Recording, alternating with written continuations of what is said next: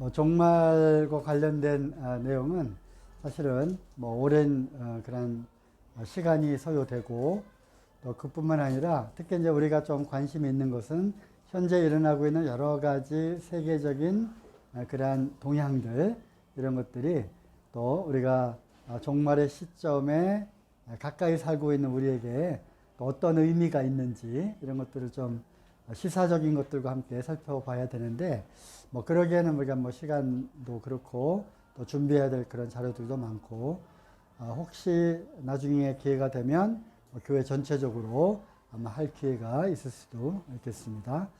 다만 이제 우리가 오늘 또 다니엘서를 통해서 다뤄보고자 하는 것은 우리가 세계 역사의 그 흐름, 나라를 일으키고 또 나라가 없어지고 왕을 세우고 즉 통치자를 세우고 통치자가 또 없어지고 사라지고 바뀌어지고 한 이러한 모든 히스토리 안에 인류의 역사 가운데 하나님이 주관자 되셔서 경영하신다.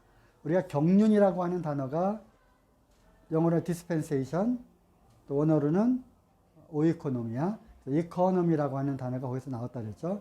하나님이 직접 주관하시고 경영하시고 섭리해 가신다.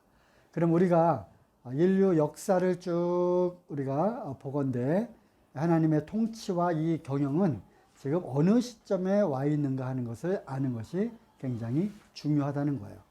그래서 뭐 우리가 그거를 뭐 다 할 수는 없지만 역사의 흐름과 역사의 그 흐름을 주관하시는 하나님의 어떤 일들, 인류 역사 가운데 역사하시는 하나님의 일들을 우리가 조금이라도 살펴보면 세상이 이렇게 돌아가고 있구나 하는 것을 어느 정도 알고 또 흘러가는 그 흐름 가운데 우리는 그러면 과연 말세지말, 즉 종말의 시점에 살고 있는지 아니면 아직도 정말 예수님이 다시 오시겠다고 하는 그 시점은 아직도 먼 훗날인지 우리가 그런 것들도 조금은 분별해 볼 수 있지 않나 이렇게 생각을 합니다.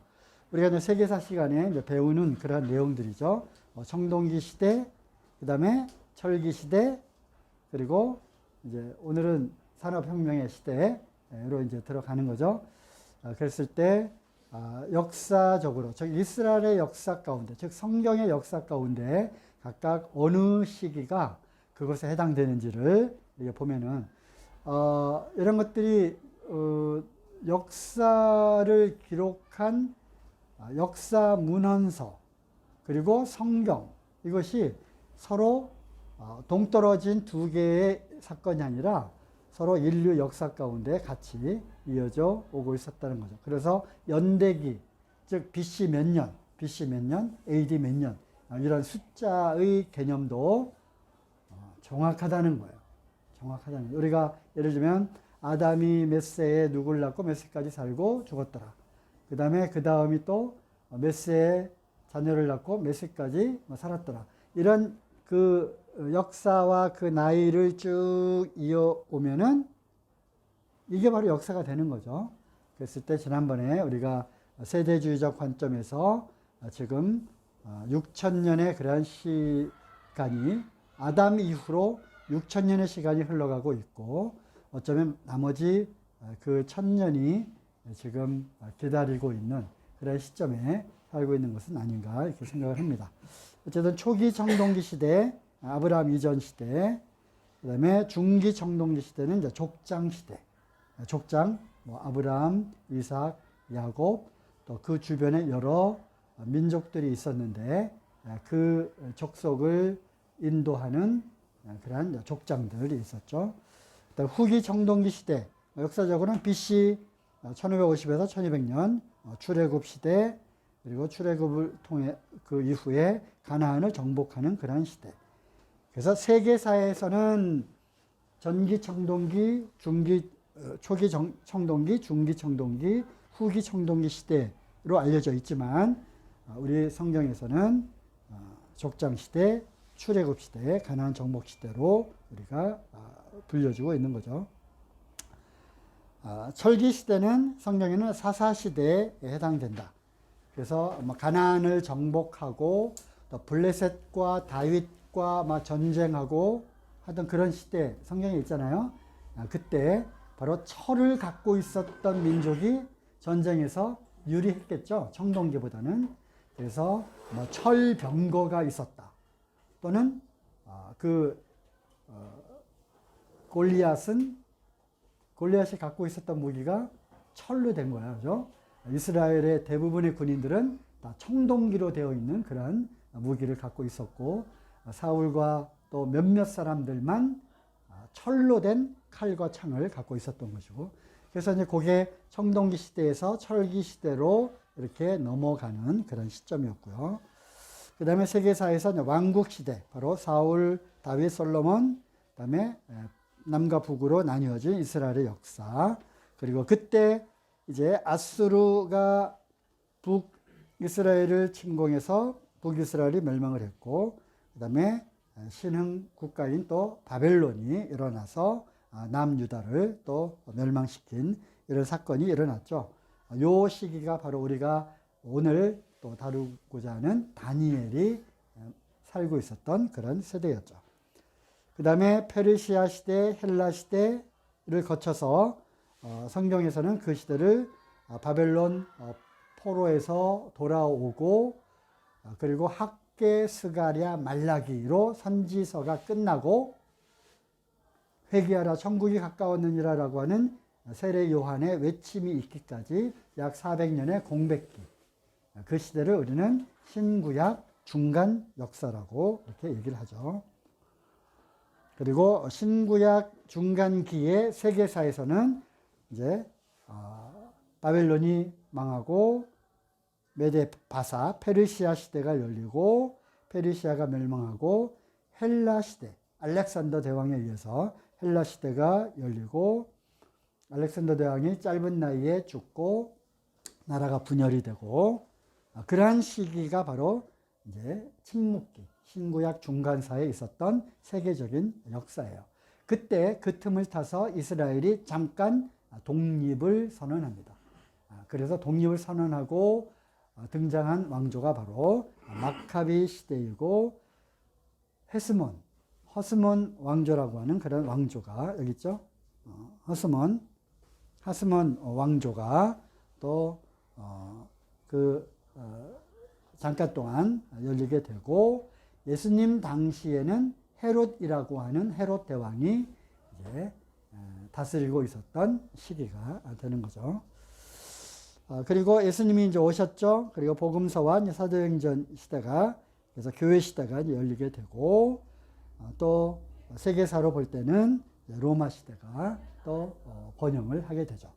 로마는 다시 동로마와 서로마로 분열이 되게 되고, 그리고 결코 멸망하지 않으리라 생각했던 로마 제국이 드디어 게르만족의 그러한 침입으로 인해서 멸망을 당하게 되죠. 세계사에서 배웠죠? 안 배웠어도 들어는 봤죠. 그래서 세계사를 우리가 잘 알고 그것과 매칭시켜 가지고 성경의 역사, 특히 이스라엘을 중심으로 한 그 역사, 우리가 구약이잖아. 구약과 또 교회사, 이거를 좀 같이 공부를 하면 좋겠다는 거야. 그래서 학교 공부도 중요했던 겁니다. 자, 이제 다니엘이 포로로 잡혀와서 거기서 바벨론식 교육을 받게 되면서 거기서 일어난 사건들은 우리가 다니엘서 요약된 그 동영상 봤죠? 그래서 뭐 이제 다 할 수는 없고, 그 가운데 다니엘서 2장을 보면 느부갓네살 왕이 꿈을 꾸게 되죠. 그리고 그 고대 여러 부족과 여러 나라들이 그러하듯이 신이라고 하는 그 존재와 또 소통을 하는 어떤 제사장 그룹들이 있었고, 또 신통한 어떤 귀신의 힘을 빌어서 신통력을 발휘하는 그런 점성술가, 그리고 또 마술, 술객들이 여러 있었어요. 그래서 그들을 통해서 신이, 우리나라를 지키고 있는 신이 어떤 전쟁이나 또는 나라의 평안과 미래를 점치는, 그래서 그 주변에는, 왕의 그 주변에는 어떤 소위 책사들, 지혜자들, 술객들, 또 점치는 사람들, 이런 사람들이 많이 있었어요. 이제 왕이 꿈을 꾸죠. 그리고 이제 이 꿈을 참 이상한 꿈이다 그랬더니 그 꿈을 우리에게 말해 주세요. 우리가 그것을 해몽을 하겠습니다. 하지만 왕이 뭐라고 얘기해요? 이놈들, 내가 너희들의 그 꾀를 모를 줄 아느냐? 꿈을 말하면 해석은 어떻게 보면 누구든지 할 수 있는 건데, 너희가 정말 신과 이 신통력이 있다면 꿈까지도 맞춰내라. 이렇게 요구를 하게 되죠. 그리고 하나씩 둘씩 이제 처단을 하게 됩니다. 이때 다니엘이 등장을 하게 되죠. 왕이시여, 시간을 조금 주십시오. 제가 이 천지를 주관하시는 주관자 여호와 하나님께 기도하고 물어보겠습니다. 그날 하나님이 다니엘에게 꿈으로 나타나셨죠. 그리고 느부갓네살 왕이 꾼 그 꿈을 말해주고 꿈의 해석까지 알려줍니다. 그리고 이것을 이제 자기를 관리하는 그 환관장, 그 넷이 우두머리에게 말하고 왕 앞에 가서 왕이시여, 왕이 꾼 꿈은 이러합니다. 그래서 꿈의 내용과 함께 하나님이 알려준 꿈의 해석을 하게 되죠. 왕이 그 꿈에서 본 것은 바로 이러한 큰 신상, 큰 우상을 봤습니다.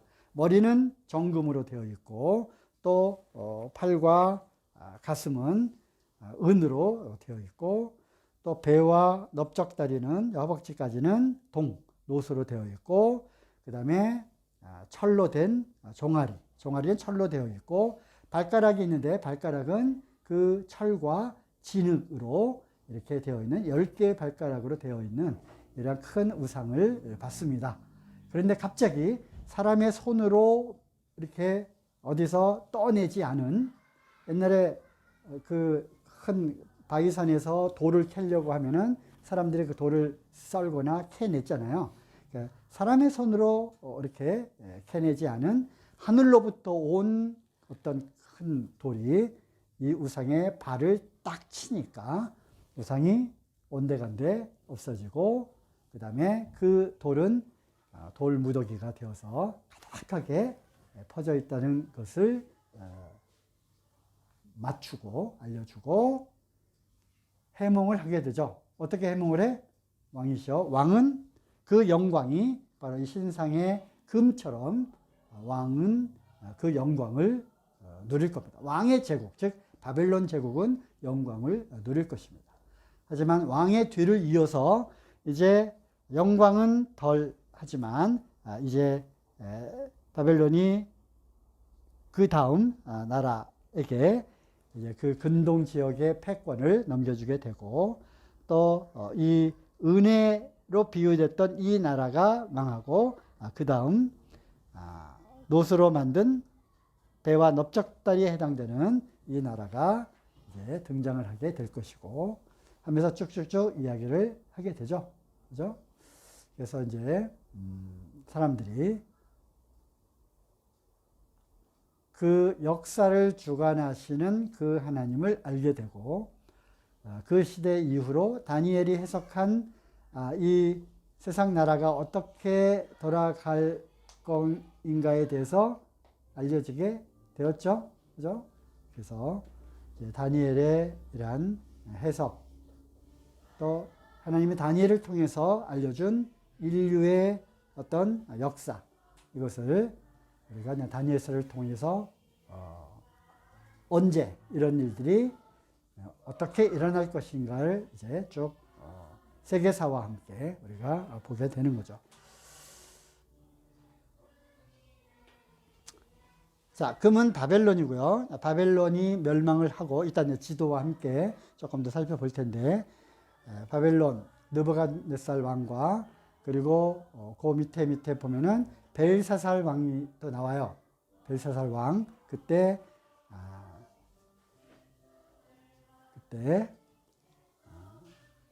벽에 큰 손이 나와가지고 벽에다가 글자를 쭉 쓰게 되죠. 그렇죠?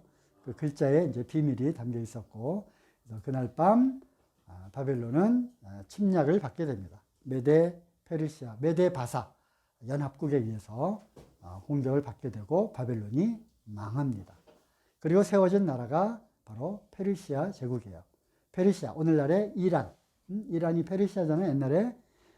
바벨론은 어디야? 이라크. 그죠? 이라크. 여기는 이제 이란. 페르시아가 또 그 일대를 제국을 이루어서 일대를 지배하게 되고, 그 다음에 페르시아와 마게도니아, 그리스 여기에서 일어난 신흥 국가와의 일대 그 전쟁을 통해서 페르시아가 점점 스세에 몰리다가 결정적인 큰, 옛날엔 그랬잖아요. 뭐 큰 전쟁에서 지면 이제 세력이 쇠퇴하고 이긴 나라가 이제 그 세력을 얻게 되는, 뭐 영국과 스페인 노래죠. 스페인 무적함대 들어봤죠? 스페인 무적함대가 이제 식민지를 막 찬탈하고 스페인, 포르투갈, 네덜란드가 지배를 하다가 영국의 그 함대, 넬슨 제독이라고 들어봤죠? 영국의 함대에 의해서 스페인 함대가 이제 격침을 당하고 영국이 이제 패권을 잡게 됩니다. 그리고 해가 지지 않는 나라 영국의 시대가 열리게 되는 거죠. 그래서 큰 이란 전투에서 페르시아가 지게 되고, 이제 혜성같이 나타난 알렉산더 대왕에 의해서 급속도로 그 일대가 이제 헬라 제국으로 변하게 되죠. 알렉산더는 불과 30세, 33세 그때 이제 죽게 됩니다. 알렉산더가 그 침략해서 얻었던 영토는 어디까지 이르렀느냐? 인도 서쪽까지 이르렀어요. 광활한 영토를 확장을 하고, 그리고 젊은 나이에 요절을 합니다. 그리고 알렉산더를 이어서 몇몇 장군들이 그 큰 제국을 분할해서 통치를 하게 되죠. 네 나라로 나뉘게 되고, 그리고 점점 세력을 잃다가 이제 로마가 신흥 국가로 패권을 잡게 됩니다.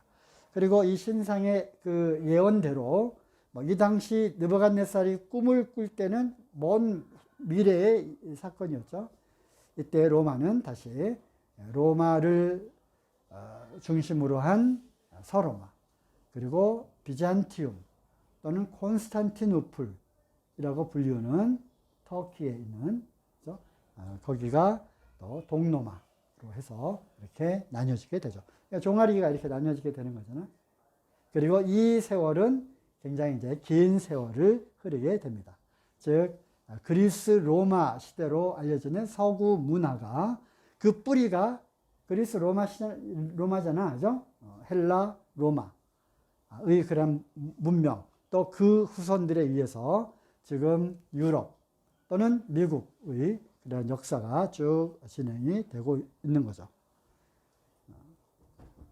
우리는 지금 어디에 살고 있느냐? 바로 열 발가락의 시대에 살고 있다. 쇠붙이와 쇠와 흙은 결코 합할 수 없다. 그래서 뿌리는 같지만 서로 섞이지 않는 10개의 발가락.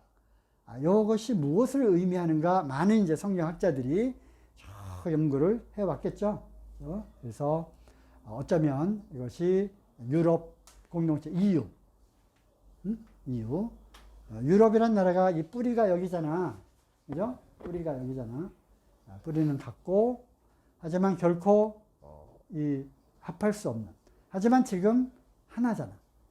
그래서 유럽 공동체가 만들어졌을 때 사람들은 막 긴장을 했어요. 왜 긴장을 했어? 드디어 요때가 되었구나. 요때 어떤 일이 일어나? 하늘에서 돌이 내려와가지고 신상의 발을 딱 치니까 이 신상은 온데간데 없이 사라지고, 즉 세상 나라는 이제 없어지고, 이 돌 무더기가 쭉 넓게 퍼지는 바로 하나님의 왕국, 하나님의 나라가 이제 이루어지는 그러한 것을 예언을 한 것이 바로 다니엘의 신상을 통해서 예언을 한 거기 때문에 유럽 공동체가 만들어졌을 때 사람들은 그때 종말을 이야기하기 시작했어요. 물론 이스라엘이 독립을 했을 때 1948년 이스라엘이 2000년 동안 바벨론 때 망했잖아. 바벨론 때 망한 그 이스라엘이 전 세계에 흩어져 살다가 하나님의 때가 되니까 무화과 나무의 그 잎이 무화과 나무가 이제 싹을 내기 시작을 한 시점이 되었다. 예수님이 말씀하신 그 종말의 때가 되었다라고 이스라엘의 독립, 그리고 유럽 공동체, 그리고 이 유엔이라고 하는 기구가 만들어지는 그리고 그 어떤 나라의 통합체를 통해서 이 세계의 질서가 움직여지고 있는 이러한 일련의 사건들을 볼 때 종말의 때라고 지금 말을 하고 있는 거죠. 그 다음에 다니엘 또 7장에는 이번에는 직접 다니엘이 꿈을 꿉니다. 무슨 꿈을 꾸냐면 이제 짐승이 나오게 되는데 한번 볼까요? 다니엘서 7장 한번 봅시다.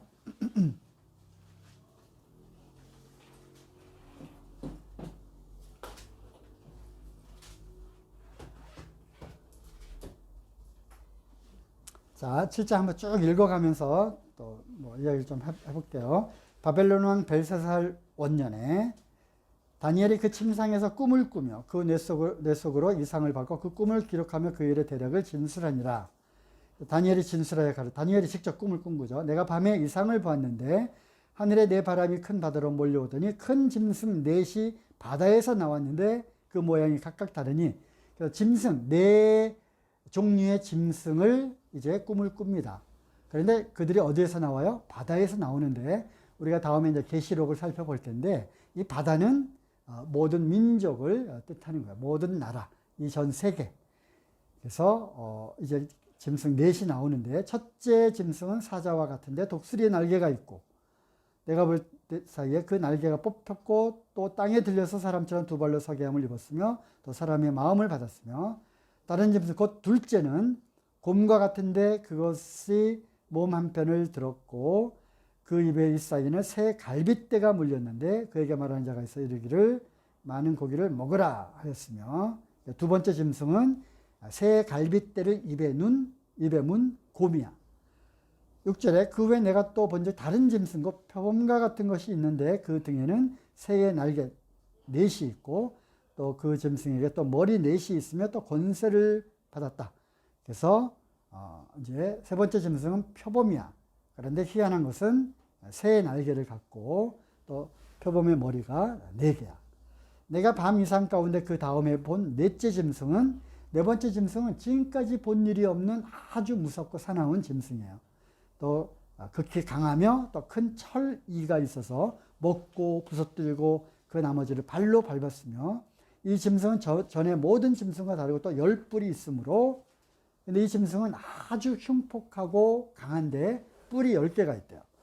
그런데 그 뿔을 유심히 보는 중에 작은 뿔이 또 그 하나의 사이에서 나왔는데 뿔 3개는 뽑혔고 이제 작은 뿔이 나옴과 동시에 뿔 3개가 뽑히고 작은 뿔은 뭐 사람의 눈과 이가 있어서 말도 하고 그러는 꿈을 꾼 거야. 꿈이 희한하죠? 이 꿈만 딱 꿨으면 뭐 온갖 억측이 이렇게 많이 있을 텐데 하나님이 또 감사하게도 그 꿈을 이야기를 해줍니다. 자, 16장 다니엘이 묻죠. 그 일의 해석을 알려달라 했더니 17절 그 내 큰 짐승은 누구다? 내 왕이다. 세상에 일어날 것이로다. 다니엘이 꿈을 꾼 시점은 바로 바벨론이 이제 막 시작한 그런 시점이죠. 그래서 앞으로 일어날 내 왕, 이 내 왕이 세상에 등장을 할 거다. 그런데 18절 지극히 높으신 자의 성도들이 나라를 얻으리니 그 누림이 영원하고 영원하고 영원하리라. 그래서 이제 네 번째 짐승이 가장 뭐 궁금했잖아. 너무 무섭고 뭐 희한하게 생겼으니까. 그랬더니 20절 또 그것의 머리에 10뿔이 있고 그 외에 또 다른 뿔이 나오며 새 뿔이 그 앞에 빠졌으며 그 뿔에 눈이 있고 뭐 이렇게 더라. 내가 본즉 이 뿔이 성도들로 더불어 싸워 이기더니 옛적부터 항상 계신 자가 와서 지극히 높으신 자의 성도를 위하여 신원하였고 때가 이름에 성도가 나라를 얻었더라. 이제 네 번째 왕과 그 작은 뿔이 굉장히 궁금했던 거예요. 왜? 그때에 어떤 일이 일어나는 거야? 어떤 일이 일어나? 21절. 그 짐승에 달려있는 그 뿔이 하나님의 성도들과 전쟁을 하는 거예요. 그리고 막 승리를 하는 거야. 그랬더니 막 이제 기도하고 신원하고 부르짖고 하니까 그때 하나님의 성도가 나라를 얻게 되는 겁니다. 지금 장차 일어날 왕에 대해서, 즉 왕국에 대해서 이야기를 하는데 이 세상 왕국에 대해서 이야기를 하면서 결국 어떤 나라가 거기 등장하는 거야? 하나님의 왕국이 거기에 등장하게 되는 거죠. 자, 24절. 그 10뿔은 이 나라에서 일어날 10왕이요. 10뿔의 비밀을 얘기하는 거예요. 10뿔, 뭐다? 10명의 왕. 그러니까 10개의 나라인 거예요. 그 후에 또 하나가 일어나리니 그는 먼저 있던 자들과 다르고 또 새 왕, 뿔 3개가 없어졌다 그랬잖아요. 그죠? 뽑혔다고. 그 새 왕을 복종시킬 것이며 그 아주 작은 뿔이 나온 그 작은 뿔의 정체가 굉장히 궁금했던 거야. 왜? 그가 바로 적그리스도이기 때문에 성도들을 막 핍박하고 성도들과 싸워서 이기려고 하고 뭐 그러한 이제 얘기를 하는 거잖아. 25절. 그예요. 바로 그 작은 뿔 적그리스도죠. 그가 장차 말로 지극히 높으신 자를 대적하며 적그리스도의 행세를 하는 거잖아. 하나님을 대적한대요. 또 지극히 높으신 자의 성도, 즉 이제 환난 날에 이 성도들을 괴롭게 할 것이며, 그가 또 때와 법을 변개코자 할 것이며, 성도는 그의 손에 붙임 바 되어, 그러니까 성도들이 그 작은 뿔, 적그리스도의 손에 어떻게 돼? 붙여진다는 거야. 얼마 동안? 한 때와 두 때와 반 때를 지내라. 이게 뭐야? 3년 반이죠. 여기서 이제 3년 반이 여기에 등장을 하게 되는 거고, 성경의 여러 곳에 3년 반, 즉 다니엘 71회에 7일에 62일에 그리고 남은 한 일의 중간에 그가 이제 이스라엘 백성들과 평화의 그러한 조약을 깨게 될 것이다 라고 하는 그 3년 반, 한때, 두때, 반때, 그리고 계시록에 나오는 그 날짜, 이것이 계속 반복해서 나오는, 하나님이 이러한 것들을 비밀스럽게 여기다 숨겨놓았고, 깨어있는 사람들은 이것을 해석하고 이것을 알고, 그러면 이 하나님의 나라, 이제 마지막 세상의 종말이 오기 전에 이루어질 이 천년 왕국, 하나님의 나라의 그 때가 언제인지를 사람들이 또 기다리게 된 거죠. 26절. 그러나 심판이 시작된 지 그는 권세를 빼앗기고 끝까지 멸망할 것이요 나라와 권세와 온 천하 열국의 위세가 지극히 높으신 자의 성민에게 붙임바 되리니 그의 나라, 하나님의 왕국이죠, 영원한 나라이라 모든 권세 있는 자가 다 그를 섬겨 복종하리라 하여. 거기까지.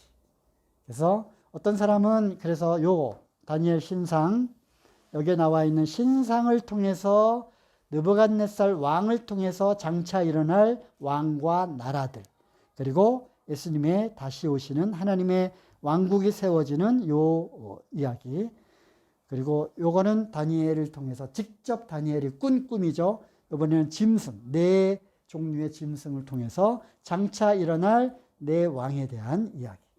그리고 특히 요 마지막 나오는 이 포악한 왕, 포악한 나라, 포악한 짐승의 10뿔, 그리고 거기에 솟아난 작은 뿔, 이 작은 뿔이 바로 적그리스도가 되는 거고, 그가 이제 한때, 두때, 반때를 성도들을 또 다스리고 지배하는 그 성도들이 그 통치하에 괴롭힘을 받게 되는 그러한 것까지 이야기를 하는 거죠.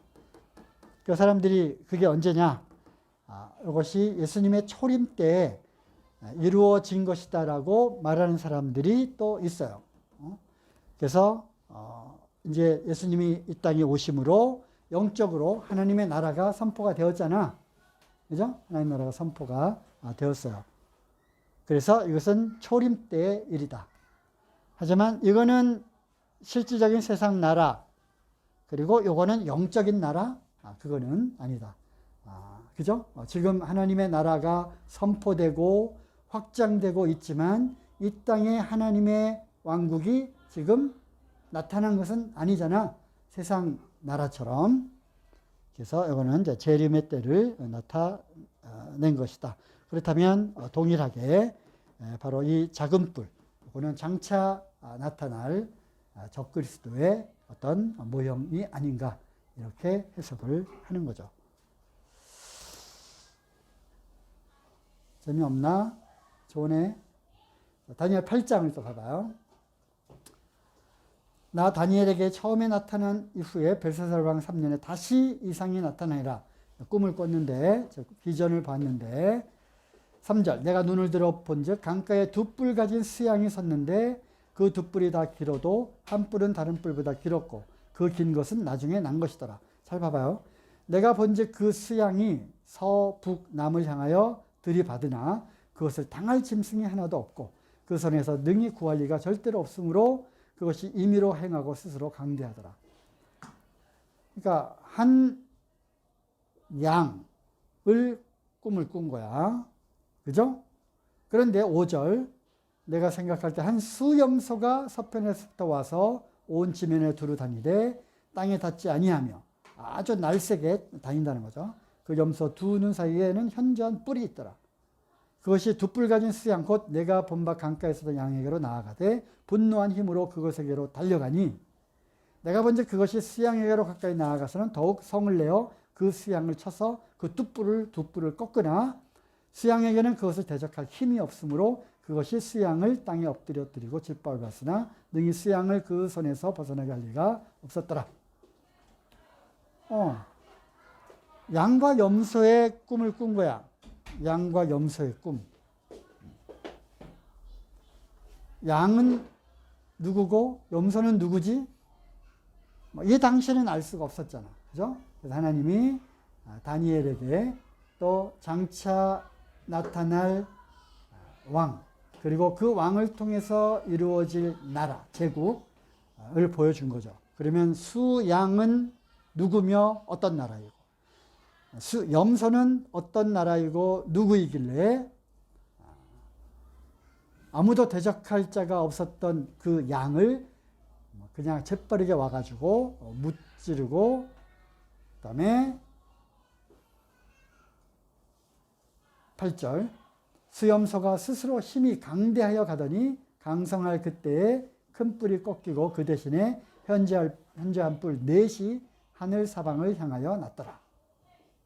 그래요.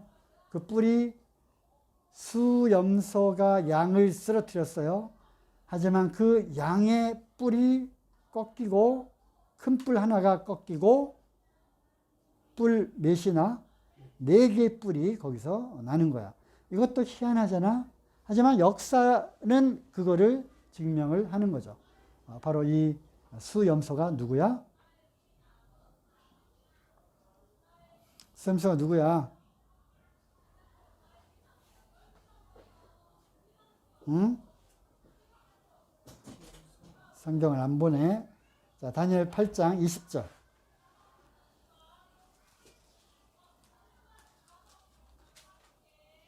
내가 본 바 두 뿔 가진 수양은 곧 누구야? 메대와 페르시아의 왕들이요. 털이 많은 수염소는 곧 헬라 왕이요. 누구야? 알렉산더라는 거야. 두 눈 사이에 있는 큰 뿔은 곧 그 첫째 왕이요. 알렉산더죠.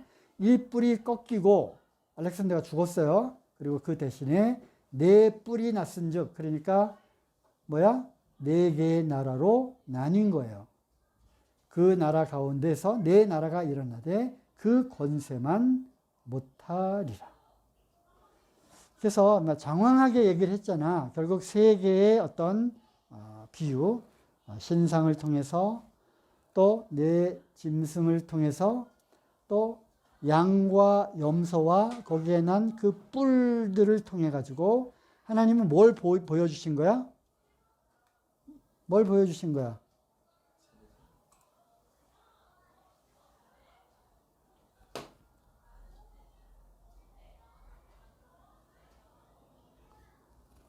이거잖아. 지극히 높으신 자가 인간 세상을 다스리신다고 하는 것을 여러 상황들을 통해서 반복적으로 말씀을 해 주신 거죠. 그렇죠? 그렇다면 이제 우리가 이제 역사를 좀 볼게요. 그렇다면 지금 다니엘 그 느부갓네살 왕의 그 신상으로 본다면 동로마 서로마 그리고 이제 그 긴 역사를 통해서 그 역사 가운데 어떤 사건이 일어난 거야? 인류 역사 가운데 로마 시대를 쭉 거치면서 역사 그 성경적으로는 예수님 오시고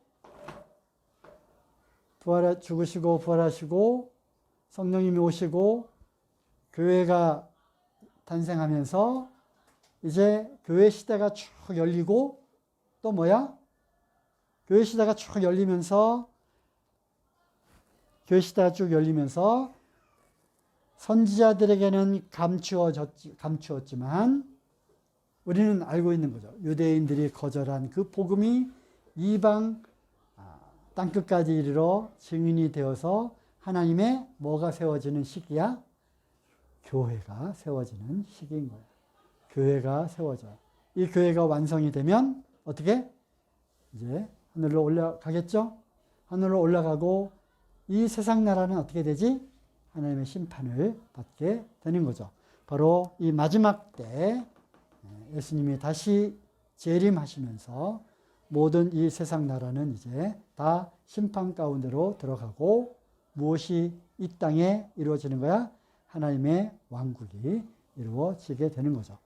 이러한 사건들을 통해서 또 양과 염소 이 두 짐승을 통해서 하나님이 여기서 예언하신 인간 나라들 이 시점에서 본 인간 나라들에 대한 모든 그 예언들이 어떻게 되고 있다? 하나씩 이루어지고 있는 거죠. 그 강성하고 그 막강했던 바벨론 제국이 그렇게 쉽게 망하리라는 것은 누구도 생각 못했던 거야. 하지만 하나님은 또 그렇게 역사를 이루어 가시는 거죠. 페르시아 제국이 더 이렇게 막강하고 번성했다가 페르시아가 그 아테네 군과 페르시아 군이 전쟁하는 거야. 저거 들어봤죠? 트로이 목마 이런 거 들어봤어요?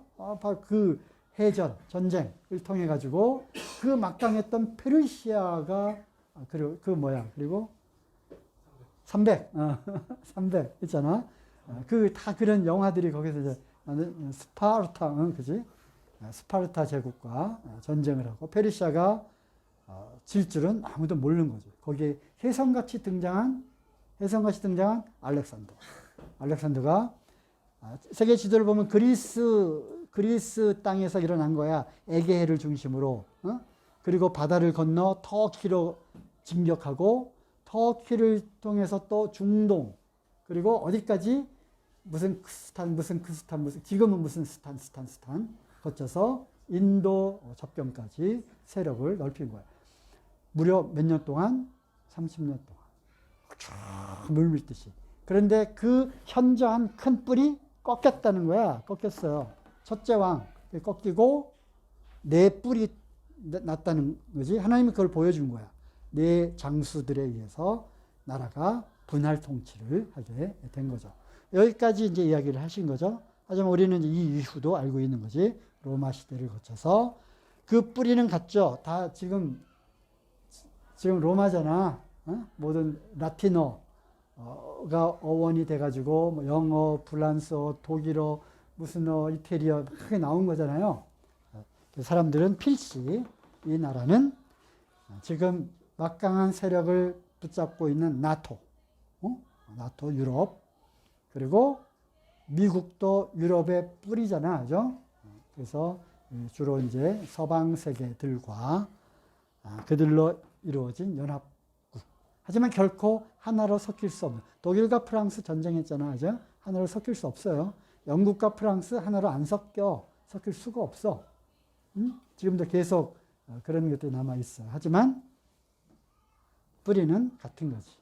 요때 이제 어느 날 갑자기 예수님이 다시 오시게 되는 거예요. 그래서 정리하면 다니엘의 이러한 세 예언, 요가 세 가지 예언은 어쨌든 인류 역사를 주관하시는 하나님의 통치, 이코노미, 하나님의 세대적인 경륜을 우리가 볼 수 있는 거다. 거예요.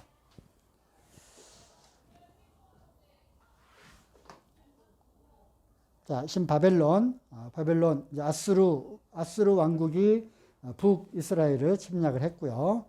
거기에 또 신흥, 바벨론. 이것을 신바벨론이라고 그래. 옛날에 아브라함 때도 바벨론, 여기에서부터 아브라함 때도 여기 바벨론이 있었잖아. 그지? 바벨탑. 그때는 구 바벨론. 함무라비 법전 들어봤죠? 그런 그 함무라비, 그치? 니므롯, 들어봤죠? 니므롯. 그때가 이제 구고요. 느부갓네살 왕이 장수로, 그 다음에 왕으로 등극하면서 세워진 바벨론. 이 당시 아수르, 애국이 강성했었고, 세계 역사는 여기에서 이제 이루어지게 되는데, 남 이집트와 북 바벨론이 결국 어디에서 만나는 거야? 이스라엘에서 만나는 거죠. 그래서 유명한 전투, 갈그미스 전투라고 하는 갈그미스 전투를 통해서 거기에 여기서 그 구약 성경에 나오잖아요. 이스라엘 왕이 애굽을 따를 건가, 바벨론을 따를 건가. 애굽 왕이 오는 것을 마중 나가고 거기서 이제 전사를 하게 되죠. 그리고 이제 갈그미스 전투를 통해서 애굽이 져요. 그래서 이제 바벨론이 결국 이 지역을 이제 또 지배를 하게 되죠. 바벨론이 1차 침공을 했고요. 그리고 그때 포로로 잡아간 사람이 바로 다니엘. 1차 포로 때 잡혀갔고, 그 다음에 철수한 다음에 또 다시 애굽을 섬기려고 했던 그런 상황이 생겼어요. 예레미야는 외쳤잖아. 애굽을 섬겨서는 안 된다. 바벨론을 섬겨야 된다. 우리나라 같으면 중국을 섬기면 안 되고 일본을 섬겨야 된다. 언제? 이제 일본이 막 침략해 올 때 그런 말을 하면 지금 언제 매국노가 되는 거잖아. 어디 일본을 섬겨, 일본이 우리나라 40년 동안 지배했는데 그 안에는 하나님의 섭리가 있다. 바벨론을 섬겨야 되는 것이 하나님의 뜻이었다라고 얘기를 하는 거야. 마치 이런 상황인 거지. 일본의 통치를 받아서 40년 동안 통치를 받는 것이 하나님의 뜻이다라고 그 당시 얘기를 했다면 이건 뭐야? 완전히 친일파. 죽는 거잖아. 무슨 소리냐? 일본을 막으려면 러시아, 중국 세력을 우리가 힘을 얻어서 그들을 해야 된다. 그래서 중일전쟁, 그지? 소련하고 또 러시아하고 일본하고 또 전쟁하고 그런 이제 와중에 우리나라의 구한말 시대와 비슷한 상황을 이스라엘은 수없이 겪어대는 거예요. 자, 2차 침공을 해옵니다. 이때 잡아간 포로가 에스겔, 알죠? 에스겔 잡아가게 되고, 3차 때 침공을 해서는 드디어 예루살렘이 함락되고 이제 시드기야가 눈을 뽑혀서 끌려가게 되는 거죠. 몇 년? BC 586. 이 숫자는 외우고 있어야 된다고 얘기를 했어요. 그래서 이제 그 역사적인 그 사건을 성경 말씀을 통해서 또 이제 우리가 찾아볼 수 있는 거고요. 무깃도에서 누가 죽냐면 요시야 왕이 여기서 전사를 하게 됩니다. 무깃도. 이게 뭐라 그랬죠? 아마겟돈 이 단어가 여기서 나왔다 그랬죠? 무깃도. 아주 넓은 그런 평야지대. 여기에서 인류 최후의 전쟁이 일어날 거다. 세계 최후의 전쟁이 일어나기에 아주 적합한 지리적인 여건을 갖고 있다. 그래서 여기에 편말이 또 써붙여 있다고 했죠. 거기에 가봤어요. 네, 가봤어요. 기독교인들은 이곳에서 세계 최후의 전쟁이 일어날 거라고 믿고 있다. 편말이 써 있어. 갈그미스 여기에서 애굽 군대와 바벨론 군대가 전쟁을 하고 거기서 애굽이 지게 되죠. 자, 바벨론이 등장할 때 이스라엘의 남유다의 이제 남은 왕들이죠. 히스기야, 여기까지가 선한 왕, 므낫세, 아주 이제 의상 숭배했던 그런 왕이고요. 요시야, 그다음에 여호야스, 여호야긴으로 갔다가 다시 시드기야 이때 이제 망하게 되는 거죠. 여기 이제 설명이 되어 있어. 여호야스 왕 때 어떤 일이 있었는지. 1차 침공 때 다니엘이 포로로 잡혀갔고요. 2차 침공 때 에스겔이 잡혀가게 되고, 시드기야가 마지막 왕으로 이제 눈이 뽑힌 채 이제 포로로 잡혀갑니다. 유명한 화가들이 이제 그림을 그린 거죠. 예루살렘이 바벨론의 침략을 받아서 성전이 불타는 모습, 또 포로로 바벨론 군인들에 의해서 이제 포로로 잡혀가는 아주 유명한 그런 그림입니다. 바벨론 제국의 영토 이렇게 해서 결국 애굽을 여기까지 밀어내고 이 지역을 차지하게 되죠. 느부갓네살 왕의 이제 후계자들이 나오는데 성경에 이제 벨사살, 다니엘서에 나오잖아. 벨사살 나와 있고요. 그래서 이제 짧은 바벨론 시대가 마감이 되고 불과 얼마 100년도 가지 않았어. 605년에서 539년이니까 몇 년이지? 60년, 65년, 그죠?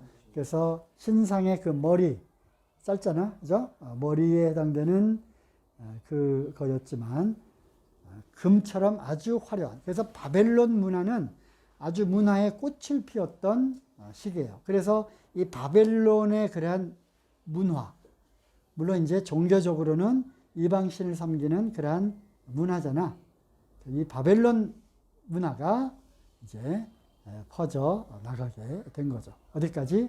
가나안 땅에도 이런 것들이 들어오게 된 거예요. 자, 메대와 바사, 페르시아죠. 메대를 다시 페르시아, 고레스. 페르시아가 메대를 또 이렇게 통합을 시키면서 페르시아 제국이 열리게 되고요.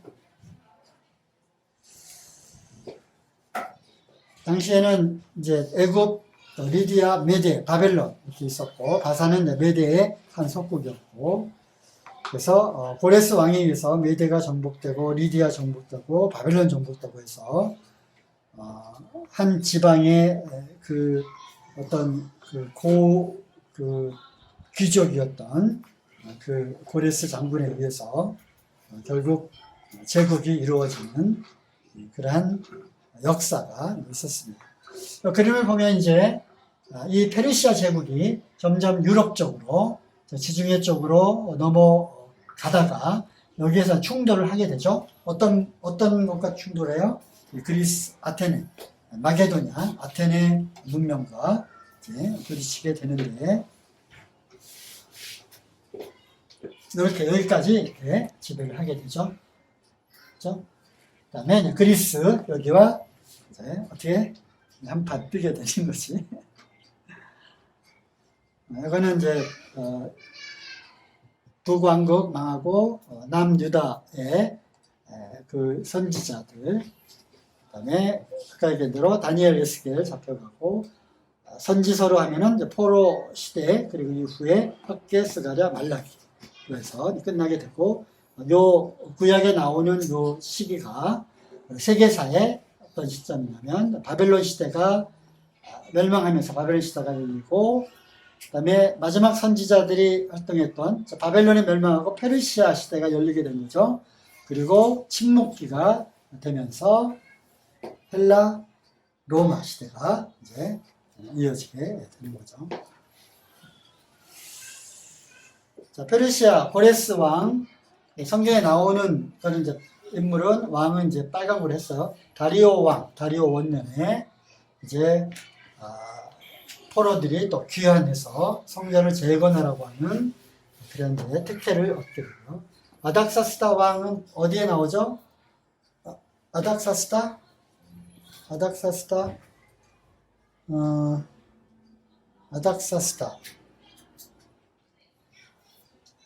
느헤미야에 나와요. 그죠? 느헤미야 때. 자, 세 차례에 걸쳐서 잡혀간 것처럼 세 차례에 걸쳐서, 즉 고레스 원년, 그다음에 다리오 왕, 아닥사스다 왕, 세 왕에 걸쳐서, 세 차례에 걸쳐서 포로에서 귀환을 하게 됩니다. 누구냐면은 그때 1차 귀환 때 학개, 스가랴가 돌아오게 되고요. 학개에서 알죠? 그 다음에 2차 때 2차 때 에스라가 돌아오게 되고, 3차 때 느헤미야가 총독의 그러한 고난으로 영을 받아서 오게 되죠. 또 페르시아 제국의 아하수에로 왕 때 에스더가 등장을 하게 되는, 이것이 이제 페르시아 시대 때 일어났던 역사와 또 성경에 나오는 성경 이야기가 이렇게 서로 또 연결이 되어 있는 거예요. 그리고 다리오 왕 3세 때 페르시아가 헬라제, 즉 알렉산더 대왕에 의해서 멸망을 하게 되죠. 여러 차례 이제 전투를 하게 되고, 뭐 이런 것들은 뭐 역사서나 또는 신화의 그러한 관점에서도 이런 것들이 좀 나와요. 그리고 영화로도 많이 나오고, 마라톤 전투 유명하잖아. 이 마라톤의 기원도 바로 페르시아와 헬라의 그 전쟁 가운데서 그 막강한 제국, 사실 페르시아 제국이 에게해를 중심으로 해서 그리스 문명은 굉장히 해전에 능했어요. 해전. 거기에 페르시아 제국이 이제 배를 타고 이쪽으로 넘어오고, 안 되니까 이제 육로로 해서 이제 또 침공하기도 했지만, 이때 이제 우리가 이겼다. 그래서 42.195km를 달려와서 우리가 이겼다. 그래서 죽었잖아. 그래서 그것이 뭐죠? 마라톤의 기원이 된 거죠. 유명한 해전, 살라미스 해전, 그러니까 세계사에 나오는 유명한 그런 전쟁이에요. 그러니까 한 제국이 멸망하고 신흥 제국이 등장하는 유명한 전쟁사가 있거든요. 거기에 살라미스 해전, 이것이 이제 유명한 전쟁으로 기록되어 있습니다. 자, 그리고 이제 페르시아가 점점 세력을 잃고, 여기 그리스, 여기에 알렉산더가 어디까지 이 세력을 펼치느냐? 인도 서쪽까지 펼치게 되고, 알렉산더의 이름을 따서 30군데가 넘는 도시를 건축하는 거예요. 알렉산드리아. 그 중에 우리가 알아둬야 되는 알렉산드리아가 어디 있느냐? 이집트에 있는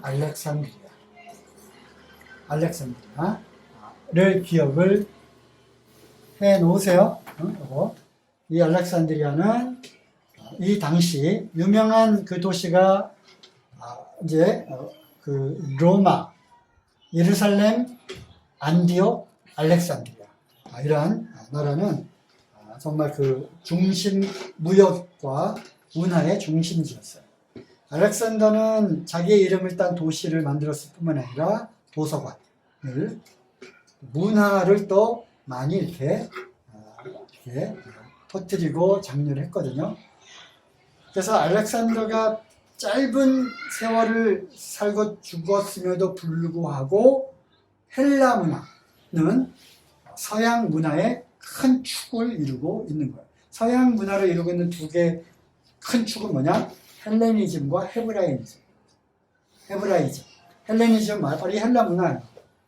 그리스, 로마 신화라고 우리가 일컬어지는 그 문화. 그리고 헤브라이즘, 유대교와 기독교 문화. 이 두 개가 서양 그 문화의 그 큰 두 주류인데, 알렉산드리아라고 하는 도시는 도서관으로 아주 유명했어요.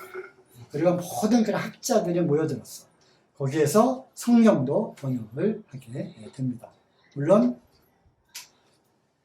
좀 이제 잘못된 번역, 성경 번역에 대한 큰 그 두 줄거리가 있는데, 그건 우리가 또 다음에 얘기할 기회가 있을 거예요. 어쨌든 알렉산드리아를 도시를 쭉 건설하면서 알렉산더 대왕이 세력을 펼치다가 어떻게 돼요?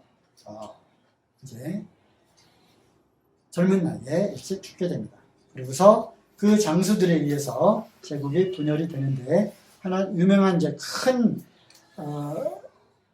그 세력을, 그 네 개 나라 중에서 두 개 나라가 유명하죠. 하나는 셀레우코스. 페르시아 영역의 이제 많은 부분을 셀레쿠스가 장군이 이제 다스리게 되고, 또 하나는 프톨레마이오스 장군에 의해서 남부 이집트 쪽은 이들에 의해서 또 통치가 됩니다. 그리고 이제 나머지는 이제 또 작은 분열된 나라로 있다가 어디에 또 공격을 받아요? 로마가 또 일어나게 되고. 자, 이러한 역사를 보면은 하나님의 그 섭리와 이 주권은 참 변화무쌍하다고 하는 그런 느낌이 들어요. 변방에 있었던 별 볼 일 없는 그 나라가 일어나서 엄청난 그 제국을 무너뜨리고 세력을 얻어서 또 하나의 거대한 제국을 이루어 나가는 그러한 일들. 로마가 이제 번성을 해서 이 헬라 제국을 무너뜨리게 되는 거죠. 자, 이 세계 역사와 함께 이스라엘 역사를 보면 바벨론 포로로 가고, 그 다음에 페르시아가 일어나서 바벨론이 멸망하고 포로가 귀환되고, 말라기 선지자로 이제 모든 것이 끝나고, 여기서부터 신구약 중간사가 일어나게 돼서 시기적으로는 헬라 문화권, 그리고 네 장소에서 나눠진, 그죠? 네 장소에서 헬라 문화가 계속 이어지면서, 그 다음에 그 약해진 틈을 타서 마카비 혁명, 독립운동을 일으키게 되고, 그리고 수전절, 이게 성경에 딱 한 번 나와요. 수전절, 청소했던, 더럽혀진 성전을 청소했던 그러한 그 또 하나의 기념절이 하나 만들어지게 되고, 그 다음에 남유다가 독립을 하면서 하스몬 왕조라고 하는 왕조가 생기게 됩니다. 그 와중에 세력은 로마가 다스리는 시대로 점점점 오면서 잠깐 독립했던 이스라엘도 이제 로마의 영향을 받게 되죠. 그죠? 그래서 로마의 세력을 끌어들이려는 귀족들과 또 그렇지 않은 그런 귀족들, 또 세력 다툼과 이런 것들이 일어나게 되는 거죠. 그리고 로마의 식민지로 들어가게 됩니다. 자, 로마는 이스라엘을 다스리기 위한 그러한 왕으로서 헤롯을 유다의 왕으로 앉혀요. 헤롯은 유대인이 아니야. 정통 유대인이 아니야. 헤롯은 이두메 족속이라고 성경에 나와요. 이두메가 어디냐면 에서족, 에돔족. 정통 유대인이 아니에요.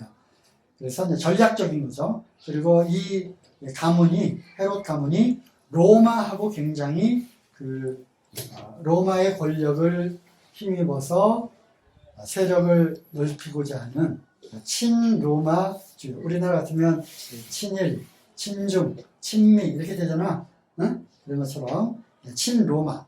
그래서 헤롯을 왕으로 앉히고 그 다음에 헤롯이 죽은 다음에 분봉왕이라고, 성경에 분봉왕 나오지? 분봉왕이라고 불리우는 여기에서 사람들에 의해서 헤롯의 일가가, 헤롯 대왕, 헤롯의 일가잖아. 아들, 그 다음에 손자 그 밑에. 그래서 성경에 많은 헤롯들이 나와요. 그리고 그와 관련된 거는 수요 집회 때 전에 말씀한 적이 있는데, 이거는 내가 자료실에다가 올려놓도록 하겠어요. 그리고 이러한 그 분봉왕들이 다스리는 영역이 있었어요. 갈릴리 영역을 다스리던 분봉왕, 또 예루살렘 이쪽을 다스리던 분봉왕, 요단강 건너서 지금은 이제 그 요르단 지역, 거기를 또 그 영역을 다스리던 분봉왕. 그래서 자기 영역이 있었기 때문에 성경을 읽다 보면은 본디오 빌라도가 예수님 이야기를 듣고 이거는 어떤 분봉왕에 속한 그 지역의 일이다 해가지고 그 분봉왕에게로 그럼 예수를 보내라 하는 그런 장면이 나오는 거예요. 그리고 그래서 이제 그 수요 자료를 좀 찾아보고, 로마가 또 이제 통치를 하기 위해서 총독을 파견을 합니다. 그때 이제 그 시리가 먼저 빌라도가 총독으로 왔던 그 시기에 예수님이 이제 돌아가시게 되는 거죠. 그다음에 이제 이 많은 그런 헤롯 왕들에 관한 거는 서류실에 올려놓겠고요. 어쨌든 정리하면 다니엘서를 통해서 우리가 알 수 있는 것은 역사를 주관하시는 이 시점에서 여기를 내다 오신 거죠. 그리고 앞으로 인간 나라를 다스릴 왕과 나라들이 이렇게 등장을 할 거다. 그리고 이 마지막 때 우리가 이제 종말에 되어질 일들을 우리가 이제 보고 있는 거죠. 그것이 이제 중요한데, 이것을 여러 학자들이 각기 다르게 해석을 하는 거예요. 아까 얘기한 대로 이건 초림 때 이루어진 일이다. 라든지 요 한 뿔, 요거는 그 헬라가 망하고 네 나라 중에 아까 그 시리아 프톨레마이오스 말고 애굽이고 셀레우쿠스, 요때 장수이자 왕이 된 안티오쿠스 에피파네스라고 하는 왕이 있어. 그 왕이 이제 이스라엘을 침략을 해가지고 성전에다가 뭘 드렸냐? 돼지를 넣고 돼지 피를 거기다 뿌리고. 이스라엘 유대인들이 제일 싫어하는 게 돼지잖아. 그래서 그 성전을 아주 더럽혔어요. 그리고 제사장들과 이것을 다 처형하고, 그래서 안티오쿠스 에피파네스라고 하는 그 시리아의 왕을 적그리스도의 모형으로 생각하는 거예요. 그리고 이 셋째 그 뿔에 있는 요 새끼 뿔, 이게 바로 그를 가리키는 거다라고 얘기를 그렇게 해석하는 사람도 있어요. 하지만 우리가 분별할 때는 예수님의 재림 때, 그리고 이거는 그때 등장할 그 다니엘의 7일에 그 3년 반, 7년 동안 이스라엘과 유대인들과 조약을 맺고 화평의 메신저로 세계 대통령으로 등장을 하게 되죠. 하지만 3년 반 때, 주 때, 반 때를 그 선하기에 있다가 3년 반 후에 예수님이 직접 얘기를 하셨어요. 다니엘이 말한다. 예수님이 이런 얘기 하셨어. 제자들이 궁금해서 물어봤거든. 예수님 다시 오신다고 한 종말에 어떤 일이 일어나겠습니까? 했더니 예수님 뭐라고 해서 다니엘이 말한다. 예수님이 다니엘을 얘기를 하신 거야. 우상이 거룩한 곳에 선 것을 보거든 너희 다 산으로 도망가라. 이런 얘기를 하실 정도로 예수님도 이 다니엘의 예언을 통해 가지고 종말의 때를 이야기를 하신 거예요. 그래서 아마도 이 작은 뿔은 그때 등장할 적그리스도, 왜냐하면 성도들과 대적해서 이기려고 하던 그것이 교회사를 통해서도 살펴봤을 때 많은 적그리스도의 모형들이 있거든요. 모형들이 있어요. 하지만 종말에 나타날 적그리스도 그 자체는 아니었지. 만약에 적그리스도라면 이러한 일을 앞으로 할 거다라고 하는 그런 예표들이 많이 있지만, 그래서 지금 이제 사람들이 보고 있는 분명히 종말의 때가 된 거는 확실한데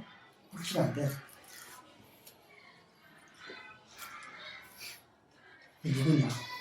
어쩌면 우리와 지금 같은 시대를 살고 있다. 그 정도로 종말의 시기가 다가왔다는 거죠. 그래서 어떤 사람들은 적그리스도를 지목을 하기도 합니다. 한때는 트럼프가 지목이 되고 있어요.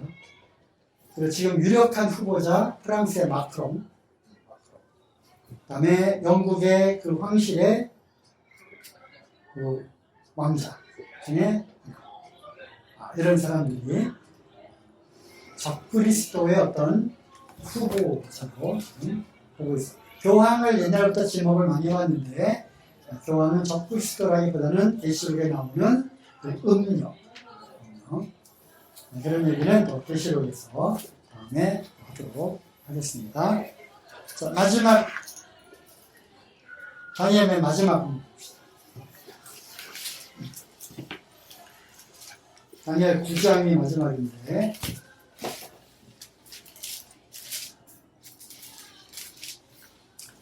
아니다. 9장은 다니엘 71회가 나오고 11장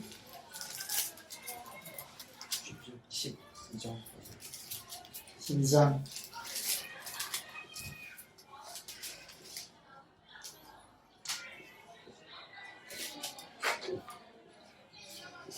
8절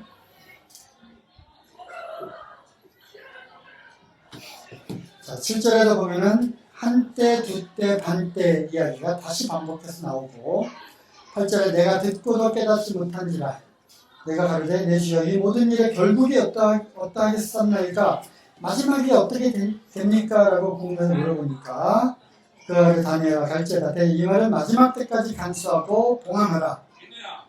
그러면서 11절 매일 드리는 제사를 폐하며 멸망할 미운 물건을 세울 때부터 1290일 이 지날 것이요 기다려서 1335일까지 이르는 그 사람은 복이 있으리라 하면서 그 날짜의 그 비밀을 또 말씀해 주셨는데, 이것을 또 유대력으로 해서 따지는 사람들이 있고, 그러므로 이제 종말론을 또 너무 연구하는 사람들이 어떻게 날짜를 이제 또 말하기도 하고 그러한 우를 범하기도 하죠.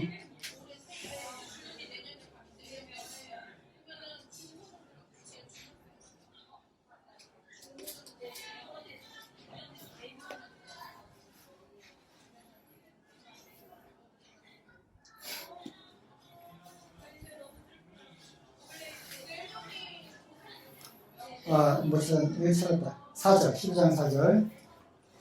다니엘아, 마지막 때까지 이 말을 간수하고 이 글을 봉함하라. 언제까지?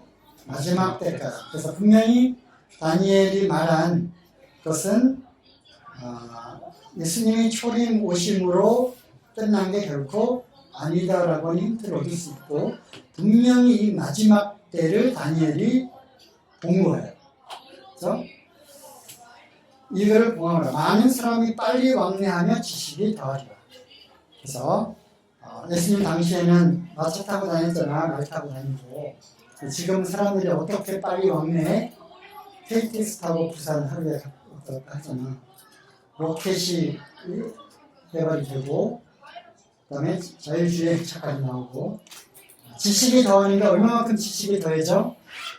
이제 인공지능까지 나오고 컴퓨터가 등장을 하고 IT 문명이 발전할 시대에 지금 살고 있는 거랍니다. 사람이 빨리 왕래하고 기술이 더하여 가는 그때까지 다니엘의 이 예언, 마지막 때의 예언은 봉해져 있는 거야. 근데 지금 시대의 흐름을 보면 사람들이 빨리 왕래하고 지식이 더하여져가는 첨단 문명의 시대에 지금 살고 있잖아. 그러니까 마지막 때가 지금 다 된 거지. 그 시대를 우리가 지금 살고 있는 거예요. 지난주에서 살펴본 대로 그날이 다가옴을 볼수록 어떻게 하라?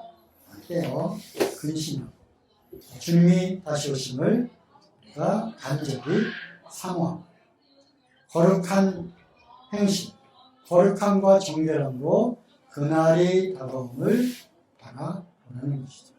우리가 정말의 날짜를 따지고 어떤 사건을 막 얘기하고 하는 것보다 더 중요한 것은 우리의 종말의 때를 살고 있는 우리의 마음가짐, 우리의 행실이 더 중요한 거예요.